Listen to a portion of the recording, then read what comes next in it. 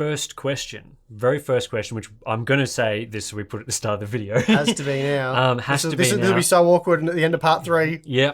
What do you think of Arc now, months after launch? Better, worse, could be better? Do you think having them in the market will finally help even the playing fields, especially in the mid-range section of the market? Okay. So yes, we haven't really talked about Intel GPUs and sort of No, I mean, there's probably a few reasons for that. I wouldn't say any of them are terribly negative. Obviously, we did the initial review and covered it. Yeah. And then there's just been an onslaught of new products and updates and releases and things happening since then. We're still not quite through all of them, but I do plan in about, let's say, 4 to 6 weeks of doing sort of an updated, maybe an RTX 3060, A770 and RX 6650 XT type of shootout in a large volume of games. But I suppose was the first part of that question, do we think things have gotten better or worse? Yeah. And I think without a doubt they've improved for sure. Yeah. I haven't delved into this too deeply, but there's been consistent driver updates, improvements, DirectX 9 in particular, that's been improved. I haven't, again, done a lot of testing myself. I've looked at it briefly, but I've seen others who have done a bit of testing, and it's definitely been improved. So Intel seemed pretty committed to improving the situation and not giving up on it, at least for this current generation, so that's good to see. Definitely warrants an updated test. As I said, I would have normally done that already, but we've been flat out.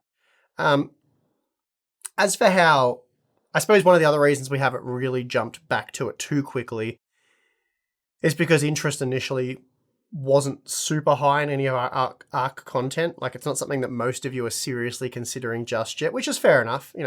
First foray into first real foray into discrete GPUs, their first real crack at it. You're somewhat of a guinea pig there. You don't know how committed they are and how much improvement they will make over time. And the pricing's not amazing because the performance wasn't probably quite where they were hoping it would be, like an A770 that's really, at best, an RTX 3060/6650 XT competitor.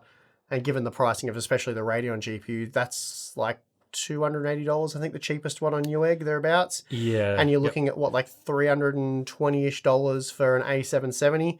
So a bit of a price premium there. And you could argue, better ray tracing performance or whatever. I don't know how much stock you can really place in ray tracing performance at that performance tier. Some people will swear by it and say it's a big deal, but I think most of you would agree that not really a key selling point at that performance tier. Rasterization performance is kind of king there. Yeah. So, the Radeon GPU is still a better buy, and it's a more proven product.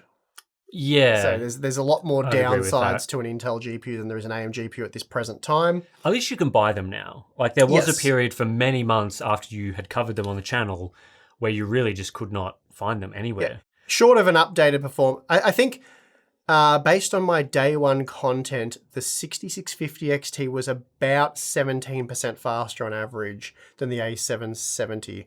So and it's cheaper at the moment as well. Yeah, but so for general rasterization performance, you're looking at 15 to 20% more performance out of the Radeon GPU. So let's say with the improved drivers and everything, we're just spitballing here. Let's say that Intel has pulled out an on average 10% performance gain, which, there was some really bad titles in there which could help them get pretty close to that. A 10% performance gain, they're still on average going to be a little bit slower than the Radeon GPU while costing more. So it's not something where you're going to be like, A770, new value king, must buy type. They're a fair way off that happening. Maybe relative to something like the RTX 3060, which I don't even remember RTX 3060 pricing at the moment. It's been terrible value since launch. There's really been, at no point has it been a great buy, really. Which is kind of odd, at least, because it just seems like the Radeon GPUs have just been destroying that performance segment for the better part of a year in terms of pricing. Mm-hmm. But then you look at sales data and the 3060 still sells quite well. So it's kind of, if it's still selling, then they don't need to drop the price.